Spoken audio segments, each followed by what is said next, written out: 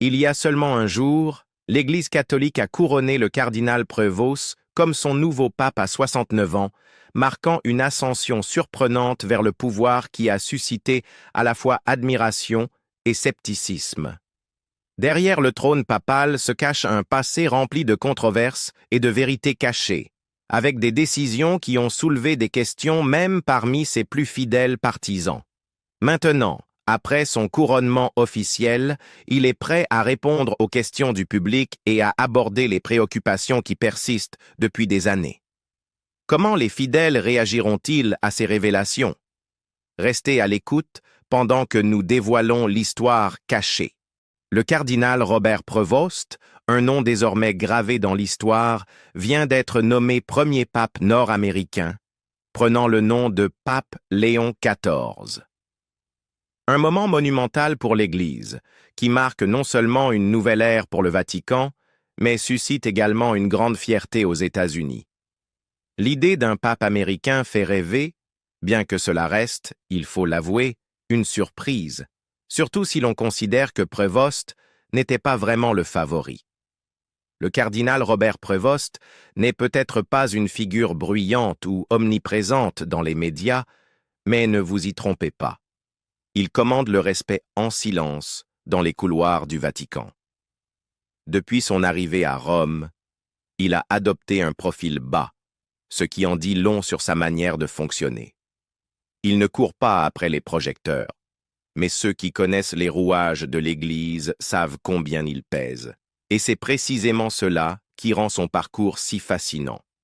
L'un des moments les plus décisifs de sa carrière a été sa participation à l'une des réformes les plus audacieuses du pape François. Un événement passé inaperçu pour beaucoup, mais qui a pourtant eu un impact majeur dans l'évolution de l'Église. En brisant des siècles de tradition, le pape François a élargi le corps électoral en charge de nommer les évêques, en y intégrant 3 femmes. Pour la première fois, des femmes ont eu leur mot à dire dans l'accès au pouvoir dans l'Église. Il ne s'agissait pas simplement d'ajouter quelques noms sur une liste. Et Prevost, acteur clé de cette décision, n'a pas été un simple spectateur.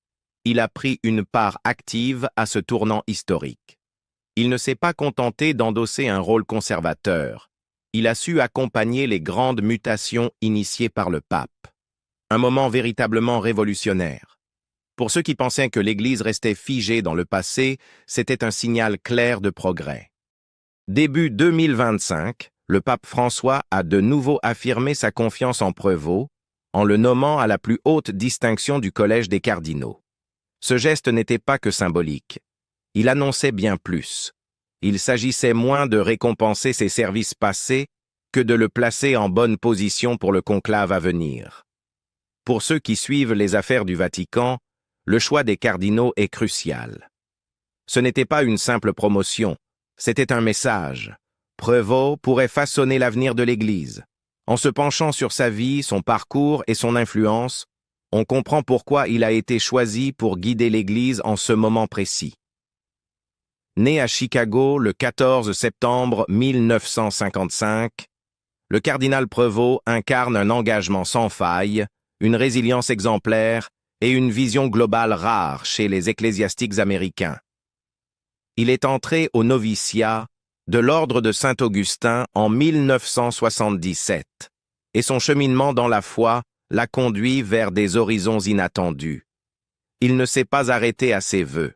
Il a poursuivi des études supérieures avec passion, obtenant un bachelor en mathématiques à l'université Villanova, puis une maîtrise en théologie au Catholic Theological Union de Chicago. Mais c'est à Rome, au Collège pontifical Saint-Thomas d'Aquin, qu'il s'est distingué, obtenant une licence puis un doctorat en droit canonique. Sa thèse portait sur le rôle du prieur local dans l'ordre de Saint-Augustin, preuve de sa profonde connaissance des structures de l'Église. Ordonné prêtre en 1982, Prevost quitte Chicago en 1985 pour le Pérou, où il passera une grande partie de sa vie comme missionnaire. Là-bas, il ne s'est pas contenté d'évangéliser. Il a cherché à comprendre le monde à travers une autre culture, à servir concrètement. Pendant plus de 10 ans, il a dirigé le séminaire augustinien de Trujillo, enseigné le droit canon et assuré des responsabilités au sein de la communauté. C'est à cette époque qu'il a tiré les enseignements les plus importants de sa vie, ceux qui façonneront sa vision du monde et sa manière de diriger. Quand on pense à un cardinal américain, on imagine souvent un homme ancré dans la culture et la politique des États-Unis. Mais Prevost, avec son parcours profondément ancré au Pérou, est peut-être celui qui incarne le moins cette image. Et paradoxalement, cette distance avec l'expérience américaine classique a joué en sa faveur. Un proche du Vatican confiait que si Prevost n'est pas un cardinal américain typique, son expérience péruvienne lui donne une compréhension rare des enjeux mondiaux. Il n'est pas animé par une idéologie politique, mais par une vision humaine, enracinée dans la diversité culturelle et le rôle universel de l'Église. C'est précisément pour cela que sa nomination en tant que pape est si significative. Comme l'a confié une source au Vatican, il comprend l'Amérique et sait comment s'adresser au pays, ce qui est essentiel à l'ère Trump. Dans un monde où l'Église se retrouve souvent tiraillée entre les agendas politiques et son devoir d'offrir une guidance spirituelle, avoir à sa tête une figure comme le cardinal Prevost, quelqu'un qui ne se définit pas par la politique américaine, mais qui sait néanmoins dialoguer avec cette société, pourrait être le souffle nouveau dont le Vatican avait besoin. Sur le plan politique, l'ancien président Donald Trump n'a pas caché son enthousiasme. Il s'est exprimé sur les réseaux sociaux pour célébrer l'élection du premier pape américain, qualifiant cet événement de grand honneur pour notre pays. Il a salué ce moment comme étant significatif, exprimant sa fierté de voir un Américain accéder au trône pontifical. Il est évident que Trump voit en cette élection une étape importante pour l'influence grandissante de l'Amérique sur la scène internationale. Mais au-delà des considérations politiques, ce moment est porteur d'une signification bien plus profonde que n'importe quelle rhétorique partisane. La carrière du cardinal Prevost a été jalonnée de rôles majeurs et de réussites notables. Avant d'être nommé pape, il occupait le poste de préfet du dicaster pour les évêques, l'un des plus puissants du Vatican. Il a également dirigé l'ordre des Augustins pendant 2 mandats consécutifs, ce qui témoigne de la confiance que ses pairs lui accordaient. Sa capacité à guider l'Église à travers des questions complexes, aussi bien sur le plan intellectuel que pastoral, lui a permis d'acquérir une compréhension profonde de la foi et des fidèles qu'elle sert. Ce qui rend l'histoire du cardinal Prevost si captivante, ce n'est pas seulement ce qu'il a accompli, mais bien ce qu'il est. Il est un homme qui, pendant des décennies, n'a pas simplement étudié l'Église, mais a vécu selon ses enseignements. Son expérience au Pérou, sa direction de l'ordre des Augustins et sa solide formation académique ont forgé un homme prêt à diriger l'Église catholique vers l'avenir. Le pape Léon XIV, tel qu'on l'appelle désormais, n'est pas une simple figure symbolique. Il est un leader doté d'une perspective unique, combinant la sagesse de l'expérience avec l'humilité de celui qui a passé sa vie au service des autres, au plus près du terrain. Son parcours a véritablement pris une nouvelle dimension en 1999, lorsqu'il est revenu à Chicago et a été élu prieur provincial de la province, maire du Bon Conseil, dans l'archidiocèse. Un peu plus de 2 ans plus tard, il est désigné supérieur général de l'ordre des Augustins, fonction qu'il occupera jusqu'en 2013. Ce rôle fut crucial, non seulement pour la gouvernance interne de l'ordre, mais aussi pour façonner sa manière d'aborder les grandes responsabilités au sein de l'Église mondiale. Mais c'est en 2014 que sa trajectoire a pris un tournant plus international. Le pape François le nomme alors administrateur apostolique du diocèse de Chiclayo, au Pérou, marquant le début d'un lien encore plus fort avec l'Amérique du Sud. 1 an plus tard, en 2015, Prevost est ordonné évêque de Chiclayo, à un moment où le pays traverse de profondes crises politiques, avec des présidents démis les uns après les autres.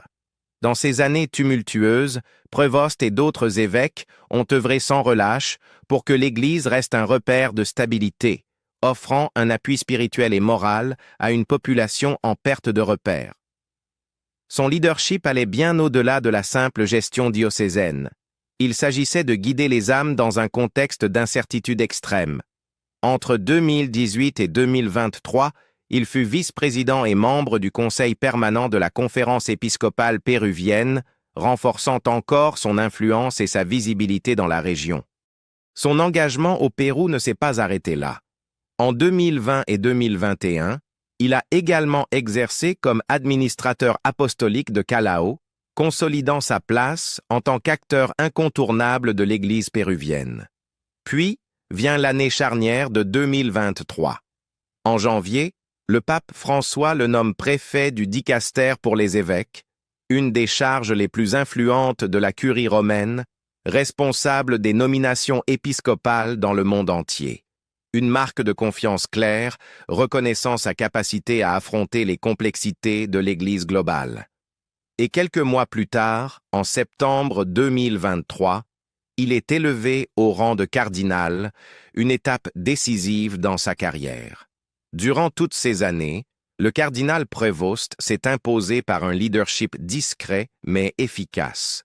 Même à la tête du dicaster, il est resté réservé, évitant les projecteurs.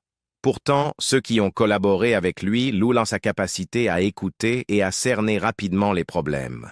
Un évêque français qui l'a rencontré 2 mois après sa prise de fonction a été frappé par ses questions judicieuses et sa capacité à synthétiser des dossiers complexes. Cette aptitude à écouter, à poser les bonnes questions et à proposer des solutions réfléchies est devenue l'une de ses marques de fabrique. S'il reste souvent discret sur ses positions, certaines de ses convictions sont connues, notamment son alignement avec le pape François sur les questions de justice environnementale, de solidarité avec les pauvres et de défense des migrants. Le cardinal Prévost a d'ailleurs rappelé à plusieurs reprises l'importance pour les évêques de rester humbles et proches de leurs fidèles.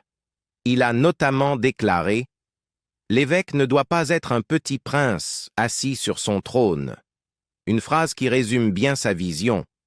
Pour lui, le rôle de l'évêque ne consiste pas à exercer un pouvoir, mais à servir, à aller vers les autres, à se rendre disponible.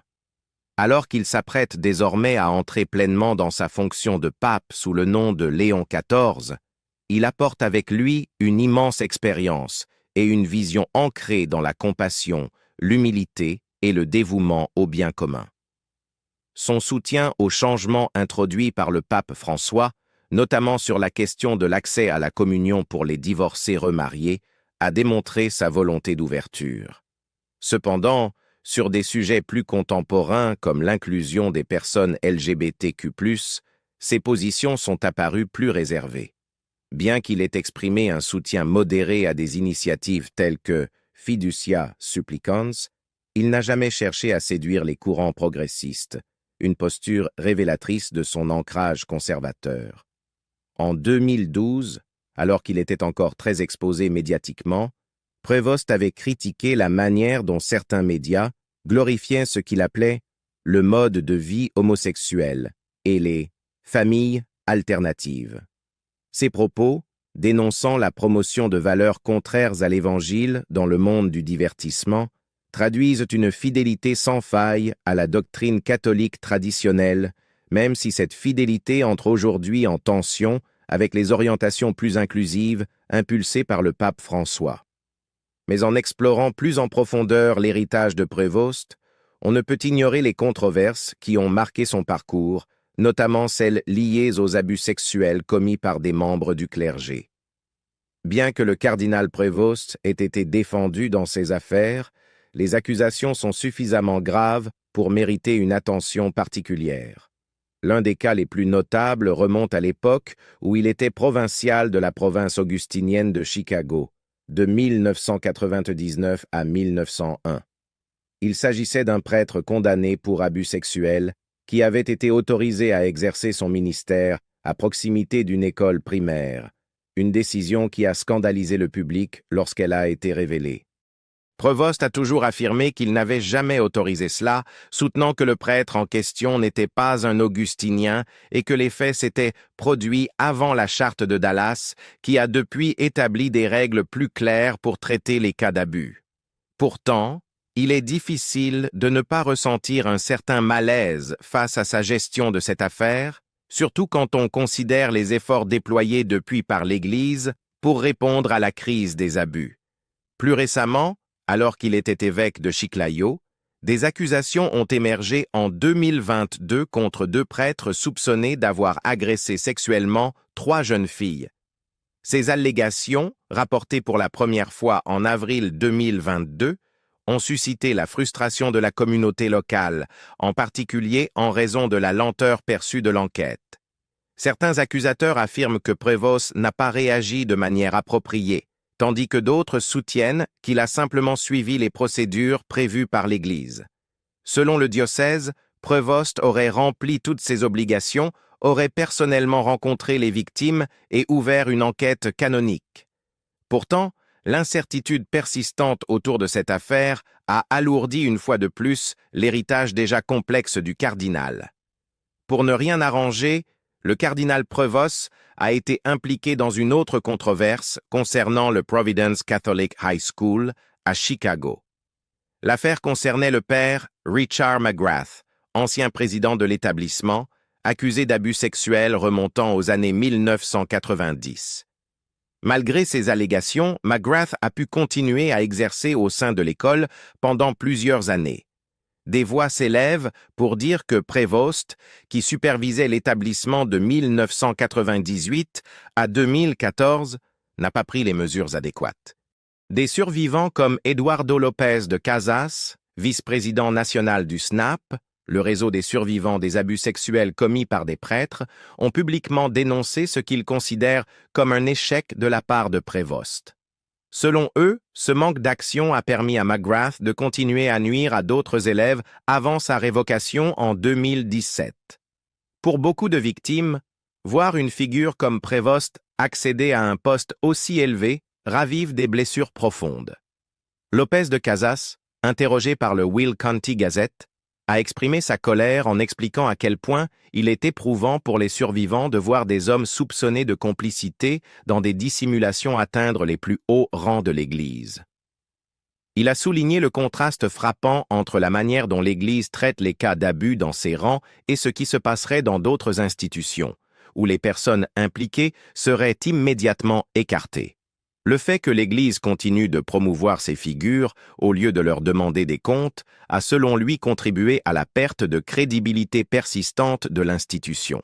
Pire encore, les récentes révélations concernant le rôle supposé de Prevost dans les affaires d'abus à Chiclayo, notamment des accusations de versement d'indemnités aux victimes en échange de leur silence, ont davantage terni son image. Les témoignages de survivants suggèrent que l'Église n'aurait pas seulement manqué à son devoir de protection, mais aurait aussi tenté d'étouffer les voix dissidentes. Beaucoup estiment que c'est précisément ce qui explique pourquoi l'affaire reste encore irrésolue à ce jour.